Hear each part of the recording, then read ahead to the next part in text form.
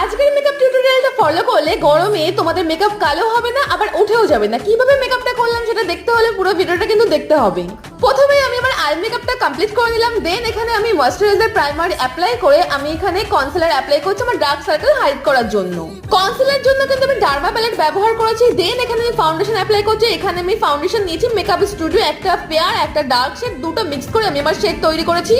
দেন আমি ফাউন্ডেশনটাকে ভালো করে ব্লেন্ড করে নিয়েছি। এরপর আমি কনসিলারটাকে অ্যাপ্লাই করে নিয়েছি। কনসিলার নিয়েছি আমি পিএসসি, তো সেটাকেও ভালো করে ব্লেন্ড করে এখানে পিএসসি পাউডার দিয়ে মেকআপটাকে সেট করে কাজলটাকে ভালো করে স্মাচ করে নিয়েছি। এখানে ব্লাশ আর হাইলাইটার সবকিছু আমি অ্যাপ্লাই করে নিচ্ছি। ইনার কর্নার আর আইবন এরিয়া কিন্তু একটু হাইলাইটার অ্যাপ্লাই করতে হবে। দেন লিপস্টিক অ্যাপ্লাই করে নিলাম। তো আজকের লুক কিন্তু কমপ্লিট হয়ে গেছে একদম সিম্পল ভাবে। এবার এটা ওয়াটারপ্রুফ হয়েছে কিনা সেটাই তোমাদের সাথে শেয়ার করবো। আর আজকে এই লুকটা ভালো লাগলে অবশ্যই কিন্তু লাইক করো। আর এই ফুল টিউটোরিয়াল ইউটিউবে আপলোড করা আছে, তোমরা যারা যারা দেখোনি দেখে নাও। চলো টাটা, বাই বাই।